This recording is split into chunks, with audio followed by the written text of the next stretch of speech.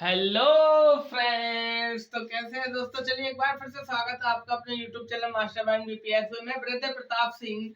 सबसे पहले तो मैं बात ये करना चाहूंगा कि जो भी हमारे उत्तर प्रदेश के भावी दरोगा हैं या जो अभ्यर्थी दरोगा बनने के लिए यानी यूपीएसआई की तैयारी कर रहे हैं, उनके लिए सबसे महत्वपूर्ण टॉपिक क्या है?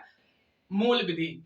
और मूल विधि की यदि हम बात करें तो इस पर हम पूरी की पूरी चर्चा करेंगे। आज शुरुआत कर रहे हैं मूल विधि की। और मूल विधि से क्या क्या महत्वपूर्ण प्रश्न बनते हैं, देखिए सबसे पहले मैं आपको ये बताना चाहूंगा कि ये जो टॉपिक है हमारा मूल विधि, ये एकदम से समझ में नहीं आता है।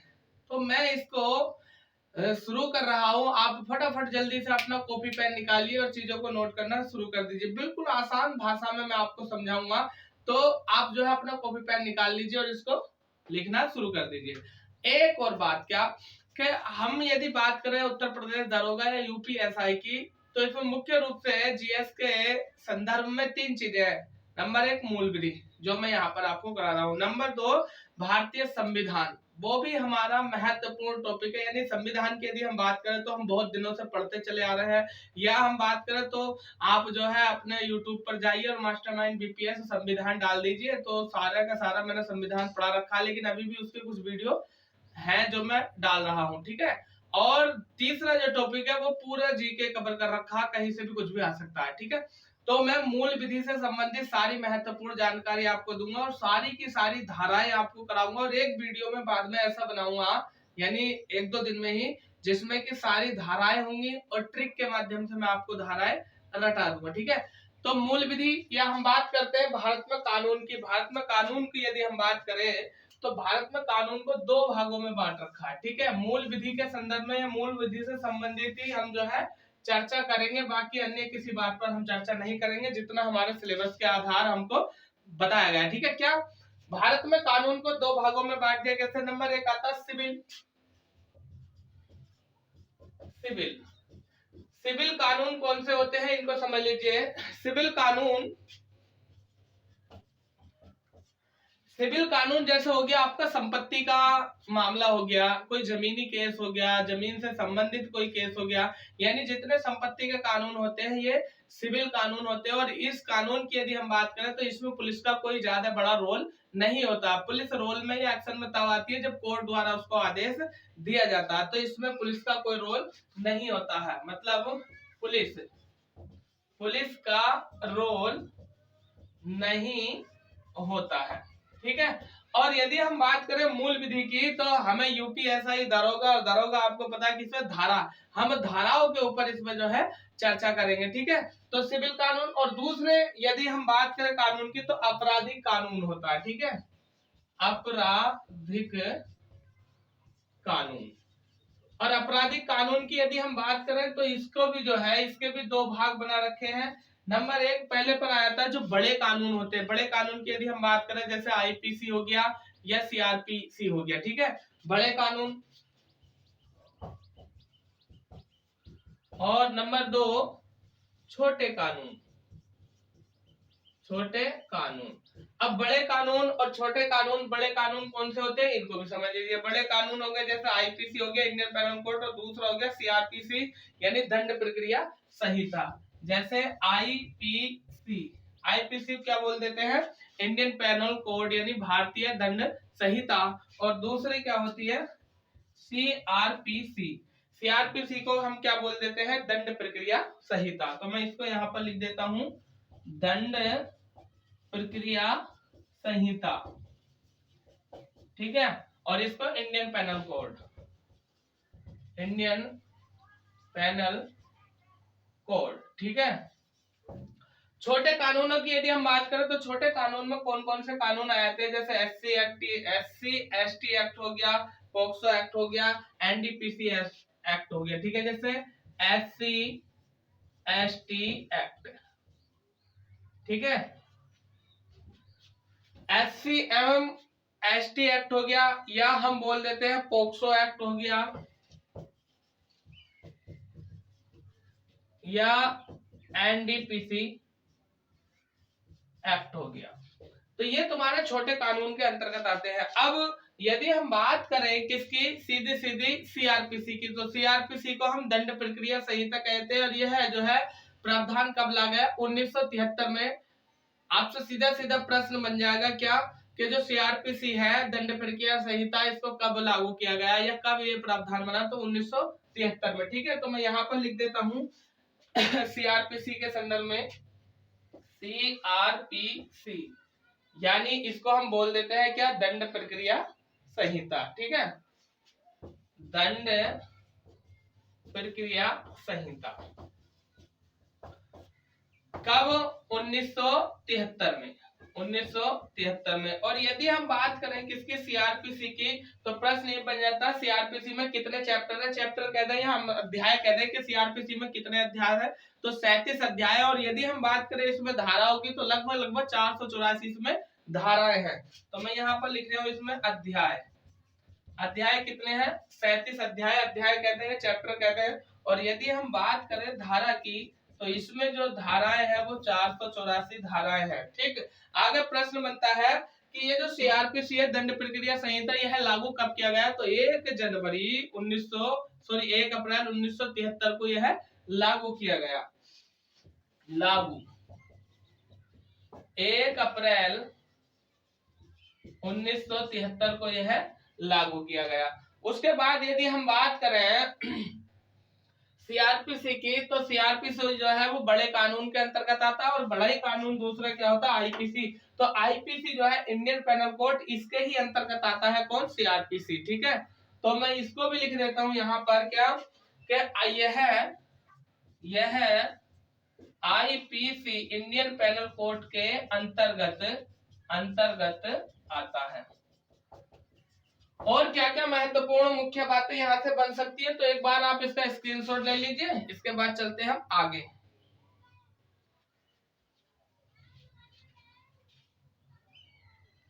आईपीसी की यदि हम बात करें, तो आईपीसी के अंतर्गत भी प्रश्न बनते हैं और बहुत ज्यादा प्रश्न बनते हैं। जैसे यदि हम बात करें इसके आईपीसी की, कि इसको कहा गया था, आई से हो गया इंडियन पेनल कोड यानी भारतीय दंड संहिता। ठीक है, तो इसको बोलते हैं भारतीय दंड संहिता। भारतीय दंड संहिता की यदि हम बात करें, तो प्रश्न ये भी बन जाता है कि यह कब लागू हुआ। यह जो लागू हुआ 1 जनवरी 1962 को लागू हुआ। और ये जो प्रावधान लाया गया था, इसका जो प्रावधान लाया गया था आईपीसी का, 1960 में इसका प्रावधान लाया गया था। ठीक है, प्रावधान 1960 में प्रावधान लाया गया था और 62 में इसको लागू किया गया। यदि हम बात करें कि आईपीसी जो है वो क्या है, इंडियन पेनल कोड, इसमें जो है अपराधों का जिक्र कर रखा है। और अपराध कौन कौन से, जैसे विधि के विरुद्ध करना है, जमाव लगाना, या हम कह सकते हैं कि इसी के अंतर्गत जो आता है, जैसे है राज्य के प्रति अपराध या राज्य के विरुद्ध, या हम कहते हैं जमाव या बलवा या विधि के विरुद्ध जमाव लगाना, या हम कह सकते हैं इसमें हत्या, अपहरण, चोरी, डकैती या लूट आदि। ठीक है, तो मैं यहाँ पर सबको लिख देता हूँ क्या, इसमें अपराधों का जिक्र है। जैसे कौन कौन से हो गए, जैसे हम इसमें लिख देते हैं क्या, राज्य के विरुद्ध अपराध, राज्य के विरुद्ध अपराध, या और कौन कौन से होते हैं, जैसे हम कह देते हैं दंगे करना, बलवा करना, हत्या करना, अपहरण करना, दंगे, बलवा, अपहरण या डकैती। डकैती की यदि हम बात करें, तो 4 या 5 से अधिक लोग यदि लूट करते हैं, तो उस लूट को क्या कह दिया जाता है, डकैती कह दिया जाता है। या हम कह सकते हैं इसमें चोरी करना, ब्लैकमेल करना या लूट करना, चोरी या ब्लैकमेल करना या लूट करना या हत्या आदि, ये सारे जो चीजों का जिक्र कर रखा है वो किसमें कर रखा, आईपीसी में कर रखा। उसके बाद हम बात करेंगे कि आईपीसी के अपराधों के संदर्भ में और क्या क्या प्रश्न बनते हैं। ठीक है, तो आईपीसी के अपराधों के हम बात करें, जिक्र की आईपीसी के अपराध, आईपीसी के अपराध। तो देखिए इसके अपराधों की यदि हम बात करें तो मुख्यतः इसके अपराधों को दो भागों में बांटा जा सकता है। तो दो भाग कौन कौन से बना रखे हैं इसके? पहला भाग बना रखा नंबर 1 गंभीरता। और गंभीरता की यदि हम बात करें तो गंभीरता के आधार पर जो है अपराधों को दो भागों में बांट दिया गया है, जैसे संज्ञेय अपराध और असंज्ञेय अपराध। ठीक है, संज्ञेय अपराध, नंबर 2 असंज्ञेय अपराध। संज्ञेय अपराध और असंज्ञेय अपराध की यदि हम बात करें तो संज्ञेय अपराध किसे कहते हैं? संज्ञेय अपराध का मतलब ये होता है कि जो ज्यादा गंभीर अपराध है, और ज्यादा गंभीर अपराध जो होता है तो इसके अंतर्गत पुलिस क्या करती है? बिना वारंट के गिरफ्तारी कर देती है। ठीक है, यानी ज्यादा गंभीर वाला अपराध, यानी जो ज्यादा गंभीर है, जो ज्यादा गंभीर है, और इसमें पुलिस क्या काम करेगी? बिना वारंट के गिरफ्तार करेगी, बिना वारंट के गिरफ्तार करेगी। और यदि हम बात करें असंज्ञेय अपराध की, तो इसमें जो पुलिस गिरफ्तारी करेगी, वो जो गिरफ्तारी करेगी कोर्ट के द्वारा, यानी जब किसी के खिलाफ मुकदमा डलेगा और कोर्ट इसकी गिरफ्तारी का आदेश देगा, तब जो है इसके तहत अपराधी को, मतलब व्यक्ति को, अभियुक्त को जो है क्या किया जाएगा? अरेस्ट किया जाएगा, यानी गिरफ्तार किया जाएगा कोर्ट द्वारा गिरफ्तारी, कोर्ट द्वारा गिरफ्तारी, या हम इसको कह सकते हैं सीधा एनसीआर, नॉन कॉन्जुगल रिपोर्ट। ठीक है, नॉट कॉन्जुगल रिपोर्ट, यानी इसको बोल सकते हैं एनसीआर। आगे हम बात करते हैं क्या, तो पहले तो हम दूसरा है जमानत के आधार पर। और यदि हम बात करें जमानत के आधार पर, तो इसको भी जो है दो भागों में बांट रखा। एक तो होता है जमानती और दूसरा होता है गैर जमानती। तो इनको हम बाद में समझेंगे, पहले हम गंभीरता वाले यानी संज्ञेय और असंज्ञेय अपराध को समझ लेते हैं, उसके बाद हम समझेंगे जमानती वाले अपराध को। ठीक है, तो आप एक बार इसका स्क्रीनशॉट ले लीजिए, इसके बाद चलते हैं हम आगे।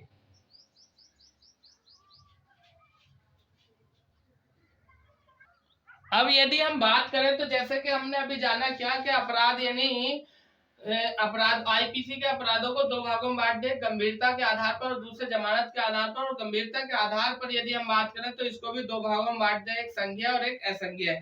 संज्ञेय अपराध वे होते हैं जिनमें कि जो ज्यादा ही गंभीर होते हैं, और गंभीर की यदि हम बात करें तो जिनमें पुलिस जो है बिना वारंट के उसको जो है किसी व्यक्ति को, अभियुक्त को क्या कर सकती है? अरेस्ट कर सकती है। और अरेस्ट की यदि हम बात करें तो इसमें जो है पुलिस जो है एफआईआर दर्ज कर सकती है। और एफआईआर दर्ज यदि पुलिस कर लेगी तो सबसे पहले तो हमें ये पता होना चाहिए कि एफआईआर का फुल फॉर्म क्या होता है।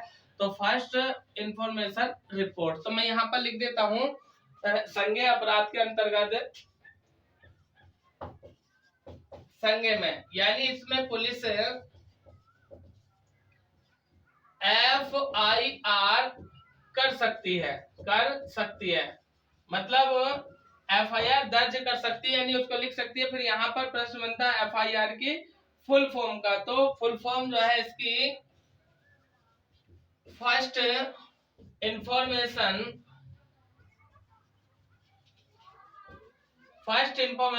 रिपोर्ट। तो यहां से आपका प्रश्न बन जाता है एफआईआर की फुल फॉर्म क्या है? First information report. और यदि हम बात करें तो इसके तहत क्या होता है? संज्ञेय अपराध के तहत पुलिस सजा नहीं दे सकती, यानी पुलिस सजा नहीं दे सकती। और ऐसा है भी क्या कि पुलिस को जो है सजा देने का अधिकार नहीं है, बल्कि पुलिस को जो अधिकार है वो किसका? एफआईआर के तहत एविडेंस यानी साक्ष्य सबूत, यानी पुलिस को जो है साक्ष्य इकट्ठे करने का अधिकार है, या हम कह सकते हैं सीधा सीधा पुलिस को जो है सबूत इकट्ठे करने का अधिकार है। यानी इसके तहत पुलिस साक्ष्य साक्ष्य कहते हैं, ये इंग्लिश में एविडेंस कहते हैं, या हम कह देते हैं सबूत इकट्ठे इकट्ठे इकट्ठे करती है। फिर प्रश्न यहाँ से क्या बनता है, प्रश्न ये बनता है क्या कि जो पुलिस है, पुलिस के सबूत इकट्ठे करने की या साक्ष्य इकट्ठे करने की प्रक्रिया क्या कहलाती है, अन्वेषण कहलाती है। यानी साक्ष्य इकट्ठे करने की प्रक्रिया अन्वेषण कहलाती है, जिसको हम इंग्लिश में बोल देते हैं इंटेरोगेशन। ठीक है, साक्ष्य इकट्ठे करने की प्रक्रिया यह है, प्रक्रिया क्या कहलाती है, अन्वेषण। अन्वेषण कहलाती है, या जिसको हम इंग्लिश में बोलते हैं इंट्रोगेशन। ठीक है, जिसको इंग्लिश में हम बोल देते हैं इंट्रोगेशन। और यदि हम बात करें तो फिर आपसे ये भी पूछ सकता है कि एफआईआर का उद्देश्य क्या होता है। तो एफआईआर का उद्देश्य की यदि हम बात करें तो इसका उद्देश्य क्या है, यही है अन्वेषण, यानी इंट्रोगेशन करना या साक्ष्य इकट्ठे करना। ठीक है, और यदि हम बात करें तो पुलिस बिना एफआईआर के जो है इंट्रोगेशन नहीं कर सकती, साक्ष्य इकट्ठे नहीं कर सकती। तो मैं यहाँ पर लिख देता हूं, बिना एफआईआर के पुलिस इंट्रोगेशन नहीं कर सकती, नहीं कर सकती। आगे हम बात करेंगे किसकी, दंड प्रक्रिया संहिता की। तो दंड प्रक्रिया संहिता की यदि हम बात करें तो जो दंड प्रक्रिया संहिता है, दंड प्रक्रिया संहिता, तो इसकी मुख्य रूप से 2 अनुसूचियां मिलती हैं। और यदि हम बात करें उन 2 अनुसूचियों की, इन 2 अनुसूची में जो पहली अनुसूची है या प्रथम अनुसूची, तो प्रथम अनुसूची में क्या दिया है, प्रथम अनुसूची में यह दिया है क्या कि अपराधों का वर्गीकरण, मतलब अपराधों को किस किस आधार पर और किस किस बेस पर जो है इनका वर्गीकरण कर दिया गया है। ठीक है, तो पहली अनुसूची में अपराधों का वर्गीकरण, अपराधों का वर्गीकरण है। और यदि हम बात करें दूसरी अनुसूची की, दूसरी अनुसूची की, तो दूसरी अनुसूची में क्या दिया है, दूसरी अनुसूची में दिया है इसका प्रारूप, क्या अपराधों के वर्गीकरण के आधार का प्रारूप, या हम कह सकते हैं जैसे है पुलिस अरेस्ट करती है तो अरेस्ट करने की विधि। ठीक है, हम कह सकते हैं प्रारूप या विधि, काय की विधि, जैसे पुलिस जाएगी किसी व्यक्ति को अरेस्ट करेगी, अरेस्ट करने के आधार पर इसकी जो है विधि है, किस विधि के तहत। ठीक है, फिर यदि हम बात करें तो प्रश्न ये भी बनता है कि जो प्रथम अनुसूची है इसमें सीआरपीसी के बारे में क्या दिया है, इसमें दिया है कि अपराध का होना की प्रकृति। ठीक है, यानी प्रथम अनुसूची में अपराधों के होने की प्रकृति दी है। प्रकृति का मतलब क्या है कि यह अपराध संज्ञेय है या असंज्ञेय है, यानी कोई भी अपराध संज्ञेय है या असंज्ञेय है। ठीक है, तो आप एक बार इसका स्क्रीनशॉट ले लीजिए, इसके बाद चलते हैं हम आगे।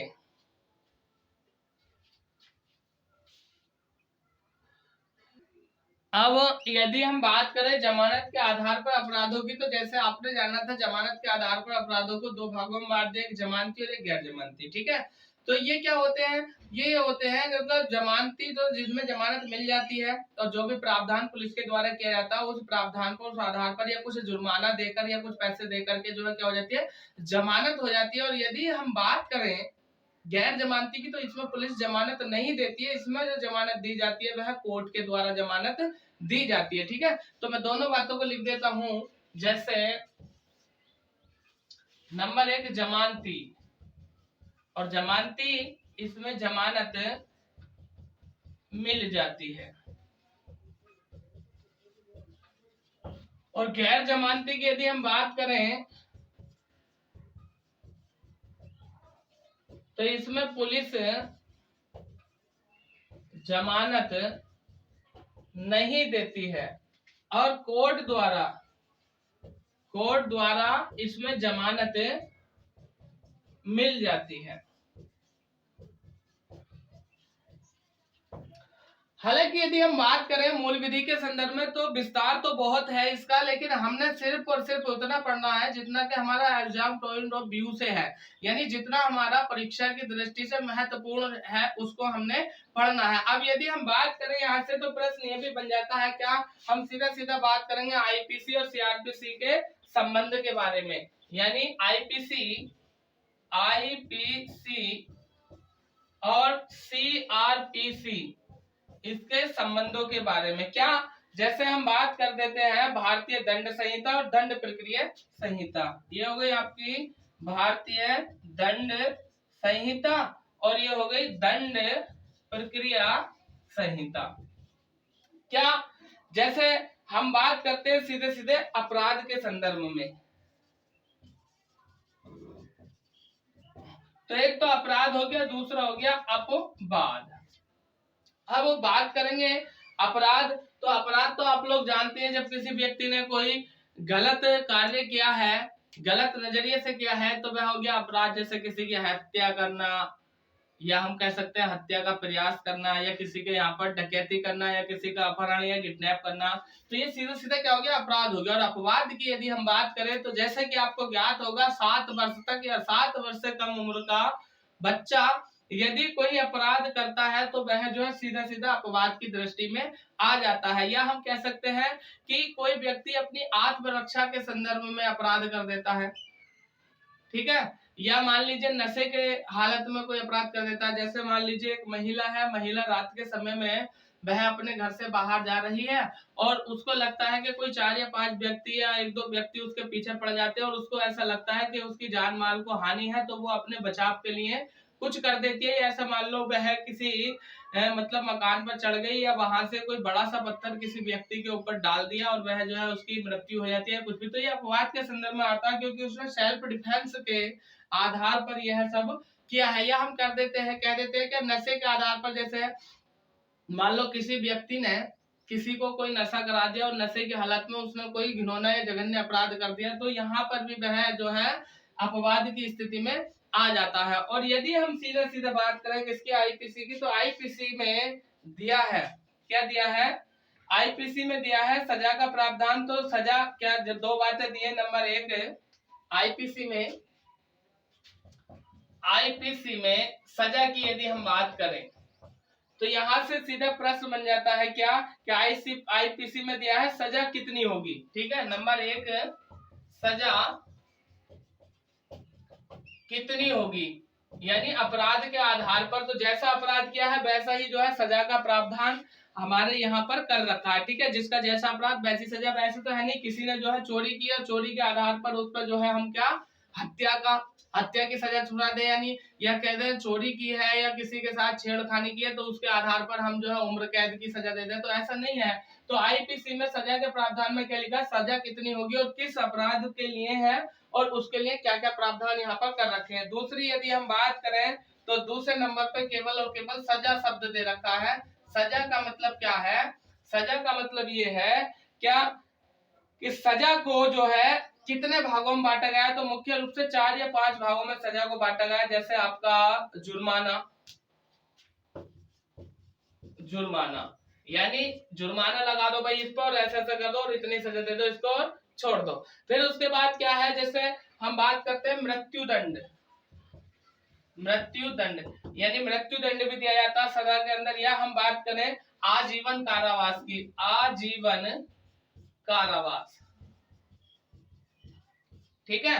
और जो चौथी बात आ जाती है, मैं यहाँ पर लिख देता हूं, नंबर 4, चौथी बात आ जाती है अन्य कारावास। अन्य कारावास की यदि हम बात करें, अन्य कारावास, तो अन्य कारावास के अंतर्गत 2 चीजें आ जाती है। एक तो आ जाती है आपका सरल कारावास और दूसरा आया था सश्रम कारावास, ठीक है।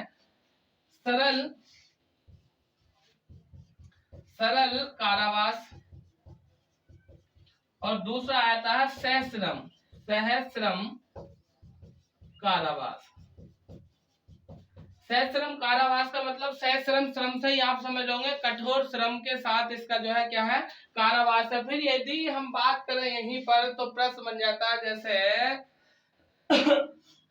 कि समर्पण करना, ठीक है, सह समर्पण करना। और सह समर्पण की यदि हम बात करें तो यहाँ पर मतलब जो है जब्त करने से। और अपवाद के रूप में यदि हम बात करें, जो अपवाद था ये वाला अपवाद, इसके लिए जो धाराएं दी हुई है हमारी, धारा 76 से लेकर के 106 तक धारा दी है। इसके लिए धारा या धाराएं 76 से लेकर के 106 तक धाराएं दी है। और 76 से लेकर के 106 तक की धाराएं जो है वो अपवाद के रूप में आ जाती हैं। तो मैं आपको सारी की सारी धाराएं भी कराऊंगा और अध्याय भी कराऊंगा, ठीक है।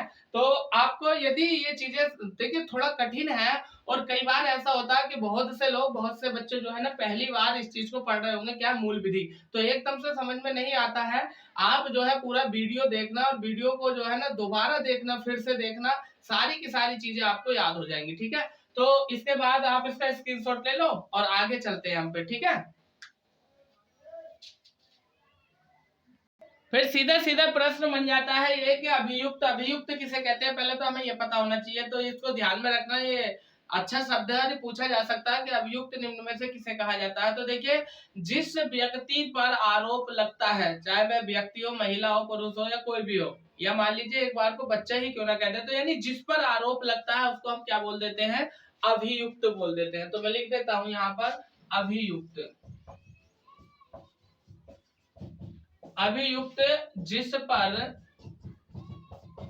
पर आरोप लगा है, जिस पर आरोप लगा है उसको हम क्या कह देते हैं, सीधा सीधा अभियुक्त कह देते हैं। और यदि हम बात करें तो आरोप के संदर्भ में आरोपी जो होता है वह दो प्रकार से हो सकता है, यानी आरोपी। और आरोपी की यदि हम बात करें तो आरोपी जो है ना, अभियुक्त पहला होता है अभियुक्त, फिर बन जाता है आरोपी, आरोपित व्यक्ति। और यदि हम बात करें तो इसके भी दो भाग बन जाते हैं, एक तो होता है दोष मुक्त और एक होता है दोष सिद्ध, यानी जिसे दोषों से मुक्त कर दिया गया। और जब दोषों से मुक्त हो जाएगा तो उसको जो है बेल यानी आजादी मिल जाएगी, यानी वह जो है अपने छूट जाएगा इस सारी झंझट से। और दोष सिद्ध यानी जिस पर दोष सिद्ध हो जाता है, जब दोष सिद्ध हो जाएगा तो उसके लिए सीधा सीधा फिर क्या है, सजा का प्रावधान है। तो मैं लिख देता हूं आरोपी। आरोपी एक तो हो गया आपका दोष मुक्त, दोष मुक्त, और दूसरा हो गया आपका दोष सिद्ध, दोष सिद्ध।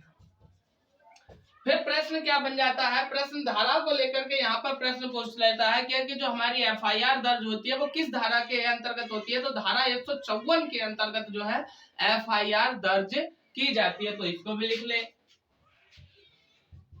धारा 154, ठीक है। और धारा 154 में क्या एफआईआर दर्ज होती है, इसके तहत एफआईआर दर्ज होती है।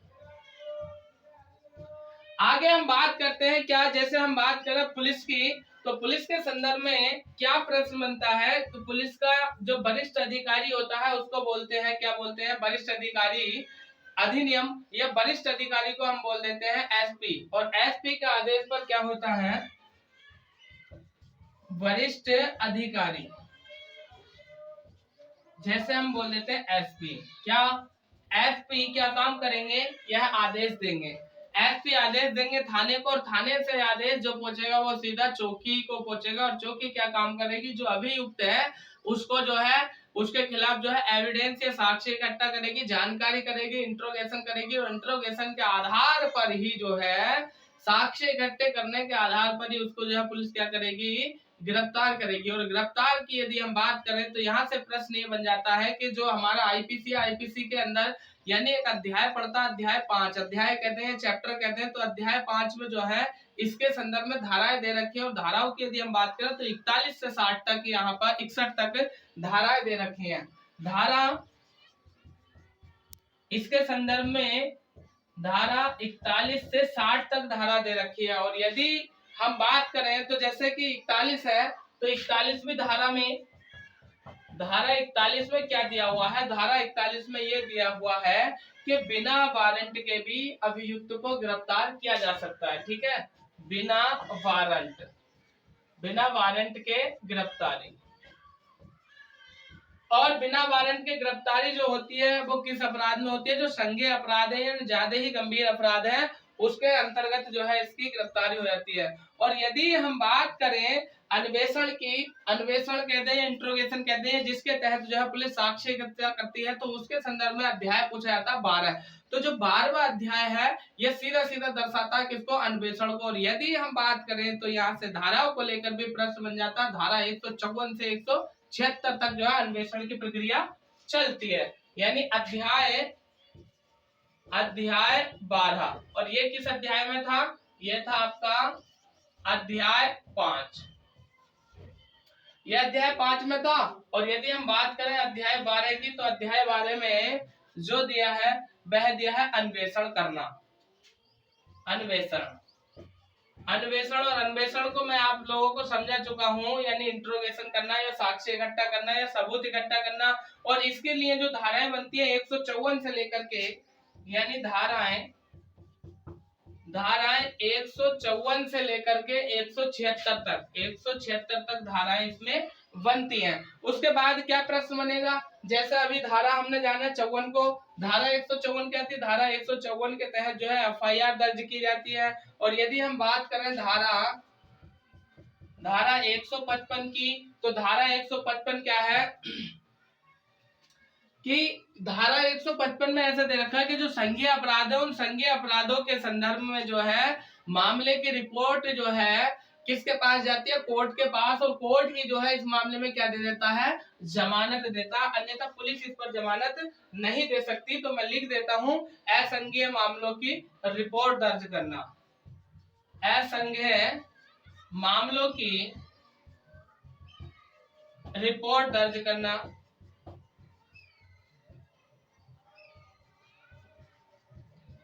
फिर उसके बाद हम बात करते हैं, एक और धारा पूछ ली जाती है, धारा 156।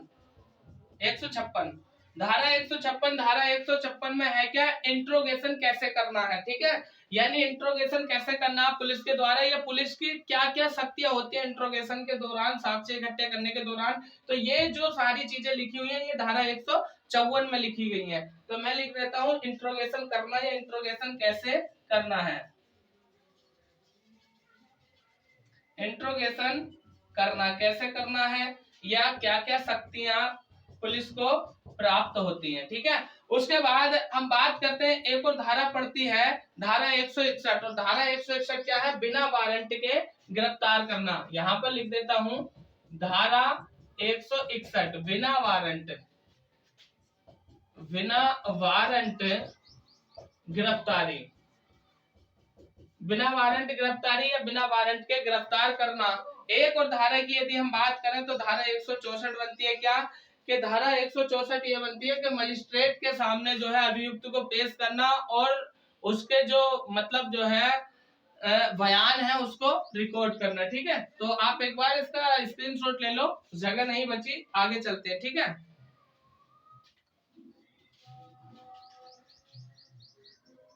जैसे कि अभी हमने जाना है धारा 154 को। धारा 154 में क्या है, एफआईआर दर्ज करना। फिर यदि हम बात करें धारा 155 की, तो धारा 155 को भी अभी हमने जाना कि असंज्ञेय मामले में रिपोर्ट जो है कोर्ट में दर्ज करना, या कह सकते हैं कोर्ट के द्वारा ही जो है असंज्ञेय मामले में व्यक्ति को क्या मिल सकती है, छूट या राहत या जमानत मिल सकती है। फिर हमने बात करी थी सीधा सीधा 156 की, तो धारा 156 में क्या है, इंट्रोगेशन, यानी किस तरह से पुलिस को इंट्रोगेशन करना है, साक्ष्य या सबूत इकट्ठे करने। फिर हमने बात करी थी धारा 161 की, तो धारा 161 में क्या है कि मजिस्ट्रेट के सामने अभियुक्त को पेश करना और उसके जो है बयान को रिकॉर्ड करना। और फिर यदि हम बात करें यहीं से, तो धारा 164 में था ये मजिस्ट्रेट के सामने पेश करना। धारा 161 में क्या है, बयान को रिकॉर्ड करना।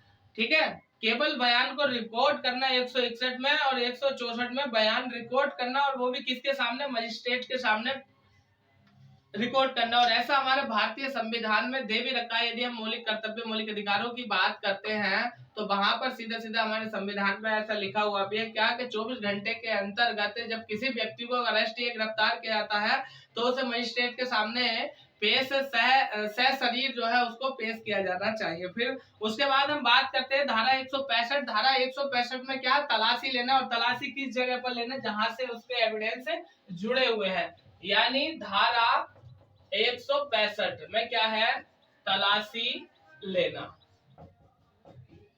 जगह या स्थान की, जगह या स्थान की। फिर हम बात करते हैं, वहीं पर एक धारा आ जाती है 173। तो धारा 173 में क्या है, 173 में जब पुलिस किसी व्यक्ति को गिरफ्तार करती है तो गिरफ्तार करने के बाद जो है ज्यादा समय तक उसे जो है चौकी या थाने में नहीं रख सकती, उसके लिए जो है क्या चालान काटना पड़ता है। और चालान काटने की यदि हम बात करें तो उसके सजा के प्रावधान में क्या होता है, धारा 173 ये कहती है कि उसका जो चालान है वह कोर्ट में प्रस्तुत यानी पेश किया जाएगा। ठीक है, तो हम लिख लेते हैं अगर कोर्ट में चालान पेश करना, कोर्ट में चालान पेश या प्रस्तुत करना। आगे हम बात करते हैं, एक और महत्वपूर्ण धारा बनती है, जैसे हम धारा 170 की ही बात कर ले हैं। धारा 170 क्या है, कस्टडी में लेना, कस्टडी कहते हैं या हिरासत, हिरासत में लेना।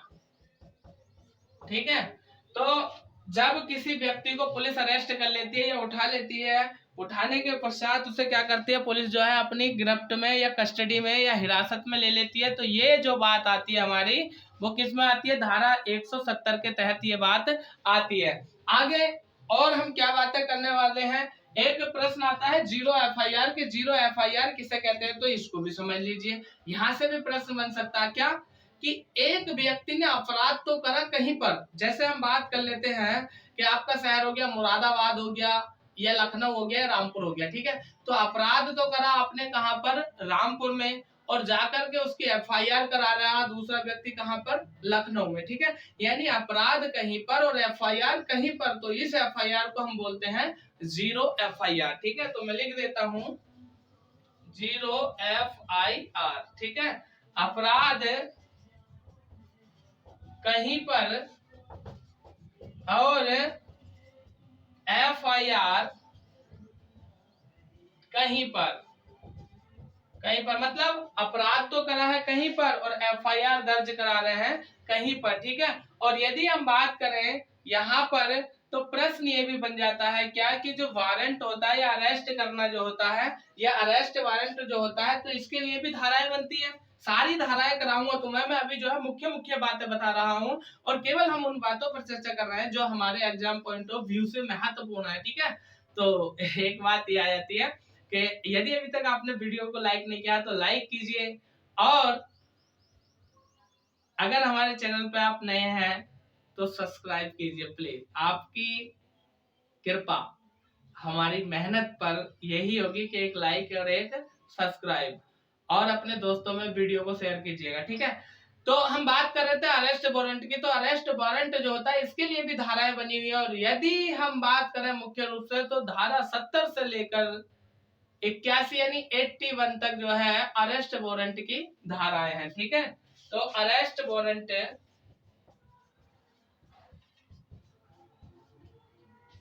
70 से 81 तक। आगे और क्या प्रश्न बनते हैं, सीधी सीधी बात हम करते हैं कि अपराध के चरणों की। अपराध के चरण मतलब अपराध बनता कैसे है, तो देखिए सबसे पहले क्या होगा, कोई भी व्यक्ति है जब जिसका दिमाग खराब होगा या दिमाग में खुराफाती आइडिया या विचार आएंगे, तो अपराध के चरण में सबसे पहले वो क्या करेगा, आस्य। आस्य का मतलब विचार करेगा, गलत धारणा को अपने मन में लाएगा। और यहाँ पर पूछा जाता है आस्य का इंग्लिश मीनिंग पूछा जाता है, ये आपने याद रखना है, यानी गलत इरादा, और गलत इरादे को बोलते हैं हम आस्य, और आस्य को इंग्लिश में बोलते हैं मेंस रे। ठीक है, मेन रे या मेंस रे जो है क्या है, वो आस्य है। आस्य की यदि हम बात करें तो सबसे पहले व्यक्ति अपराध के चरणों में आस्य दर्ज करेगा अपने माइंड में, फिर उसके लिए क्या करेगा, वह तैयारी करेगा। जैसे मान लीजिए कोई व्यक्ति किसी के खिलाफ कुछ करना चाहता है, या सीधा सीधा कोई व्यक्ति ऐसा रख लो बैंक लूटना चाहता है, तो वो सबसे पहले अपने मन में विचार लाएगा कि मेरे को बैंक लूटनी है, जल्दी से जल्दी एकदम अमीर बनना है। तो पहले आस्य आएगा, फिर वह तैयारी करेगा, और तैयारी करने के बाद वह क्या करेगा, प्रयत्न करेगा, और प्रयत्न करने के बाद वो क्या करेगा, अपराध। और अपराध की यदि हम बात करें तो एक तो प्रयत्न अपराध का, और दूसरा सीधा सीधा क्या है, अपराध। तो मैं लिख देता हूं यहाँ पर, क्या लिख देता हूं कि अपराध के चरण, अपराध के चरण। अपराध के चरणों की हम बात करें, सबसे पहले आस्य। आस्य के बाद क्या आएगा, वह क्या करेगा, तैयारी, उसके बाद क्या करेगा प्रयत्न, उसके बाद वह क्या करेगा अपराध, उसके बाद जो है अपराध, अपराध का ही क्या हो जाएगा वह प्रयत्न हो जाएगा, और प्रयत्न से ही क्या बनता है आपका अपराध बनता है। ठीक है, आगे हम बात करते हैं कि और क्या क्या महत्वपूर्ण प्रश्न यहाँ से हमारे लिए बन सकते हैं। ठीक है हास्य का मीनिंग, हास्य का मीनिंग चलो लिख लो मेंस रे, मेंस रे REA, गलत इरादा। ठीक ठीक, आगे हम बात करते हैं क्या आपराधिक मानव बल को लेकर के भी प्रश्न पूछ लिया जाता है। तो आपराधिक मानव बल की यदि हम बात करें तो आपराधिक मानव बल मतलब हत्या है, जैसे मान लो किसी ने हत्या करी, हत्या है या हत्या नहीं है, यानी अपराध है या अपराध नहीं है। जैसे हम बात करते हैं कि शरीर के विरुद्ध अपराध करना या आपराधिक मानव वध करना, तो इस चीज को भी हम समझ लेते हैं। चलो इसका स्क्रीनशॉट लो जल्दी से, आगे चलते हैं। जैसे हम बात करते हैं आपराधिक मानव वध की, ठीक है, आपराधिक मानव वध, तो जैसे एक धारा आ जाती है, यदि हम बात करें धारा 299, ठीक है, धारा 299, तो देखिए धारा 299 में है क्या, इसको पहले समझ ले। जैसे मान लीजिए एक तो होता कि हत्या, यह हत्या है सिद्ध हो गया, दूसरा यह हत्या नहीं है सिद्ध हो गया। क्या, तो जैसे मैं लिख देता हूं यहाँ पर, नंबर 1 हम बात करें हत्या है, नंबर 2 हत्या नहीं है। तो इसके लिए धारा या प्रावधानों की हम बात करें तो सबसे पहले मैं 299 को ही लिख देता हूं। 299 में है क्या, आपराधिक मानव वध है। ठीक है, ये आपराधिक मानव वध जो है ये कौन सी धारा में है, 299 में। अब प्रश्न क्या बनेगा, जैसे हम बात कर लेते हैं सीधी सीधी धारा नंबर 300 को, धारा नंबर 300 को, क्या एक तो प्रश्न ये बनेगा यहां से कि साहब इसमें क्या है, हत्या है, हत्या है। चलो धारा 300 में क्या हो गई, हत्या। यदि हम बात करें तो यहां से 3 मुख्य धाराएं बन जाती हैं, 301, 302 और 303। क्या, 301 धारा 301 क्या है, आप हत्या करने के लिए जाते हैं किसी और की और मर जाता है कोई और, जैसा आप हत्या करने गए राम की और मर गया कौन, श्याम, तो धारा 301 के तहत आपको क्या होगा, सजा होगी। ठीक है, तो धारा 301 क्या कहती है, धारा 300 में क्या आ गई, हत्या, और 301 का जो भाग 301 जो उसमें क्या, हत्या करने गए किसी और की और मर गया कोई और, यानी मर गया कोई और। उसके बाद हम बात करें सीधी सीधी किसकी, धारा 302 की। तो 302 से तो आप परिपूर्ण होंगे वाकिफ, क्या कि जिसकी हत्या करने गए उसी की हत्या कर दी, यानी उसी की हत्या कर दी। अब हत्या करने के तो बहुत सारे प्रकार होते हैं, कैसे भी किसी लड़ाई हो गया, झगड़ा हो गया, आपसे रंजिश हो गई, या किसी प्रॉपर्टी, किसी जमीन या किसी पैसे को लेकर के विवाद हो गया तो हत्या हो गई। तो जिससे विवाद था उसी की हत्या कर दी, तो धारा 302 के तहत आप पे मर्डर यानी जान से मारने या हत्या का मुकदमा लगेगा। और 301 क्या है कि करना जा रहे थे किसी और की और कर दी किसी और की।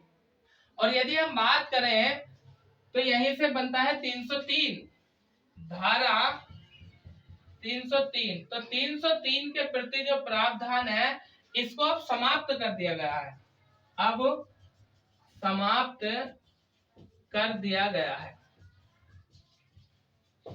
तो ये चीज भी आपने याद रखनी है। अब आगे हम बात करते हैं कि धारा 304 क्या है, धारा 304 क्या है। तो देखिए धारा 304 की यदि हम बात करें धारा 304 में क्या बनता है, आपराधिक मानव हत्या की सजा। आपने मानव हत्या कर दी, अपराध कर दिया, तब आपको क्या होगी, सजा होगी। और क्या सजा होगी, कितनी सजा होगी, किस आधार पर होगी, ये सारी की सारी चीजें धारा 304 में, यानी आपराधिक मानव वध की सजा, आपराधिक मानव वध की सजा। फिर आगे यदि हम बात करते हैं तो यहीं से क्या बनता है, धारा 304 का ए भी है, धारा 304 का ए, धारा 304 का ए क्या है, अपेक्षाकृत हत्या, उपेक्षाकृत हत्या। फिर यहां से एक और प्रश्न बन जाता है, धारा 304 का वी, यहां पर लिख देता हूं धारा 304 का वी। और धारा 304 के वी की यदि हम बात करें तो ये बहुत महत्वपूर्ण है, दहेज हत्या। मतलब क्या, जैसे शादी हुई और शादी के उपरांत क्या होता है, बहू ज्यादा दहेज लेकर नहीं आई या उसके ससुराल वालों ने दहेज मांगा और दहेज के कारण उसकी क्या हत्या कर दी, किसी भी कारण से कर दी, एसिड डाल के कर दी या उसमें उस आग लगा करके उसकी हत्या कर दी, तो आपने ध्यान रखना है कि धारा 304 के बी के तहत दहेज हत्या पर जो है आपका मुकदमा या आपकी सजा का प्रावधान है। ठीक है। फिर यदि हम बात करें तो यहीं से धारा 305 और बन जाती है। धारा 305 की यदि हम बात करें तो ये क्या, आत्महत्या के लिए प्रेरित करना। मतलब किसी मनुष्य को इतना प्रेरित या उत्साहित कर दो कि वो मानसिक संतुलन खो बैठे, और मानसिक संतुलन खोने के बाद वो टेंशन या तनाव में आने के बाद क्या कर लेता है, अपनी आत्महत्या कर लेता है। तो धारा 305 क्या है, आत्महत्या के लिए प्रेरित करना। धारा 305 आत्महत्या के लिए प्रेरित करना, प्रेरित करना। ठीक है। फिर यहीं से हम बात करें तो प्रश्न ये भी बन जाता है धारा 306 को लेकर के कि अन्य मामले में दुष्प्रेरण। धारा 306 अन्य मामलों में दुष्प्रेषण, अन्य मामलों में दुष्प्रेरित या प्रेषण। क्या और भी ऐसे बहुत से मामले होते हैं जिसके कारण जो है किसी को आत्महत्या करने के लिए मजबूर किया जा सकता है या प्रेरित किया जा सकता है, या हम कह सकते हैं सीधा सीधा दुष्प्रेरित या आत्महत्या करने के लिए उसको आगे भेजना। फिर प्रश्न क्या बनता है, धारा 307 को लेकर के बन जाता है हत्या का प्रयास करना। ठीक है।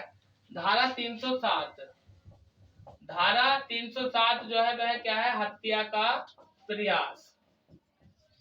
यानी आप गए किसी व्यक्ति को मारने के लिए लेकिन वो मरा नहीं, या समझ लो वो बच गया, या आपने उसको जो है जान से मारने के लिए सारे प्रयास कर लिए, तो धारा 307 क्या है, हत्या का प्रयास करना।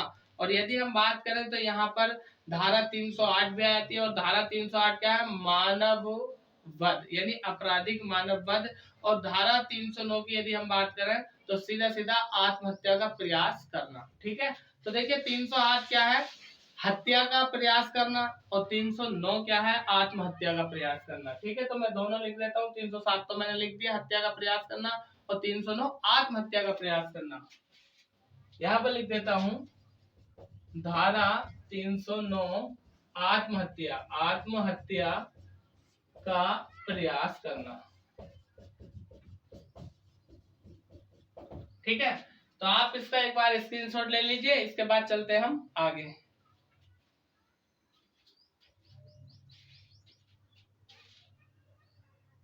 अब हम बात करेंगे सीधी सीधी किसकी, जनहित याचिका की। और जनहित याचिका की यदि हम बात करें तो PIL।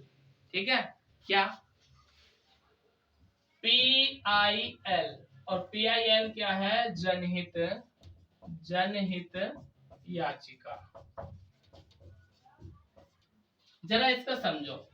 पहली बात तो यह है जनहित के लिए, मतलब सभी के लिए है, जनहित के लिए, किसी एक विशेष व्यक्ति के लिए नहीं है, बल्कि यह किसके लिए है, जनहित के लिए। दूसरी बात यदि हम करें तो यह बन जाता है कि इस जनहित याचिका यानी PIL याचिका को जो है कोई भी दायर कर सकता है या कोई भी दर्ज करा सकता है। ठीक है। कोई भी व्यक्ति, कोई भी व्यक्ति। तीसरी बात क्या होती है, जो PIL याचिका होती है यानी जनहित याचिका होती है, इसमें किसी भी वकील की आवश्यकता नहीं होती है, वकील की आवश्यकता या जरूरत नहीं होती है। फिर हम बात करेंगे जनहित याचिका की। तो देखिए प्रश्न ये बन जाता है, जनहित याचिका की उत्पत्ति कहाँ से हुई, या हमारे भारतीय मूल विधि के अंतर्गत या संवैधानिक तंत्र के अंतर्गत ये कहाँ से ली गई है, अमेरिका से। या सीधा सीधा उत्पत्ति की हम बात कर रहे हैं तो इसकी उत्पत्ति अमेरिका से। ठीक, उत्पत्ति या लिया गया है कहाँ से, अमेरिका से। क्या लिया गया भैया, PIL, या हम कह सकते हैं जनहित याचिका। फिर बात करते हैं कि इसका जो विकास हुआ वह कब हुआ। ठीक है, इसका जो विकास हुआ वह 1960 में हुआ। और फिर हम बात करते हैं इसकी भारत में शुरुआत। इसकी जो भारत में शुरुआत हुई वो 1980 में हुई। आगे और क्या क्या महत्वपूर्ण प्रश्न बनते हैं यहाँ से, तो प्रश्न यह आ जाता है, जो जनहित याचिका है यानी IPL जो है, PIL, वो भारतीय संविधान के किस भाग में, तो भारतीय संविधान के भाग 3 में। और भाग 3 की यदि हम बात करें तो आपको सीधा सीधा याद होगा, भाग 3 में क्या है, मौलिक अधिकार, यानी संविधान के भाग 3 में है। ठीक, भाग 3 में है। फिर अगर हम बात करें तो प्रश्न ये बनता है कि जो PIL है यानी जनहित याचिका है, इसको कहां पर दायर किया जाता है, तो कहा, यानी दोनों कोर्टों में हम इसे पेश कर सकते हैं। सुप्रीम कोर्ट में भी हम इसको डाल सकते हैं और हाई कोर्ट में भी हम इसको डाल सकते हैं। यदि हम बात करें तो सुप्रीम कोर्ट के लिए जो अनुच्छेद बनता है वह 32 बनता है। ठीक है, यानी आर्टिकल 32 के तहत हम जो है सुप्रीम कोर्ट में इसको दर्ज कर सकते हैं, और आर्टिकल 226 के तहत हम इसको हाई कोर्ट में भी दर्ज कर सकते हैं। ठीक है, तो मैं यहाँ पर लिख रहा हूं, दोनों कोर्टों में दायर कर सकते हैं, डाल सकते हैं। आपका हाई कोर्ट हो गया और प्लस सुप्रीम कोर्ट हो गया। और यदि हम बात करें भारतीय संविधान का आर्टिकल 32 के तहत इसको हाई कोर्ट में, और आर्टिकल भारतीय संविधान के 226 के तहत इसको 32 के तहत सुप्रीम कोर्ट में, और 226 के तहत इसको जो है हाई कोर्ट में डाल सकते हैं। ठीक, फिर प्रश्न बनेगा जो IPC है, ठीक है, इंडियन पैनल कोड, इसमें कुल कितनी धाराएं हैं, तो IPC में लगभग 511 धाराएं हैं। ठीक है, IPC में धाराएं कितनी है, 511 धाराएं हैं। फिर प्रश्न बनेगा कि इसमें अध्याय कितने हैं, अध्याय है इसमें 23 अध्याय है किसके, IPC के। फिर प्रश्न क्या बनेगा कि प्रश्न ये बनता है कि देश का सबसे बड़ा दांडिक कानून कौन सा है, या विश्व की हम बात करें तो विश्व स्तर पर भी इसको पूछा जाता है। और हम बात कर रहे हैं विश्व स्तर या देश का सबसे बड़ा दांडिक कानून कौन सा है, तो वह है तुम्हारा IPC। और IPC की यदि हम बात करें तो इसको जो है मुख्य क्रिमिनल कोड भी कहा जाता है। यानी देश का सबसे बड़ा दांडिक कानून, देश का सबसे बड़ा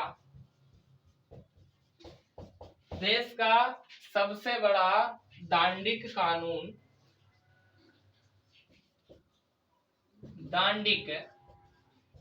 कानून है। और दांडिक कानून देश का सबसे बड़ा होने के कारण इसे मुख्य क्रिमिनल कोड भी कहते हैं, मुख्य क्रिमिनल कोड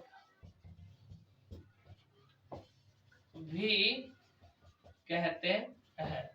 आगे हम बात करेंगे क्या कि और क्या क्या प्रश्न हमारे बन सकते हैं मूल विधि के संदर्भ में। ठीक है, लाइक करो वीडियो को पहले तो अभी, और यदि नए हो आप चैनल को सब्सक्राइब नहीं किया तो सब्सक्राइब भी कीजिए, और साथ में बेल आइकन को दबाना ना भूलें। क्या, अब हम बात कर रहे हैं कि जो भारतीय दंड प्रक्रिया संहिता है, इसको लागू कब किया गया था, यानी 1860 में इसको प्रावधान को लाया गया। और अधिनियम की यदि हम बात करें तिथि की तो 6 अक्टूबर 1960 को इसको मतलब लागू भी कर दिया। और शुरुआत की यदि हम बात करें शुरू कब से हुआ, तो 1 जनवरी 1862।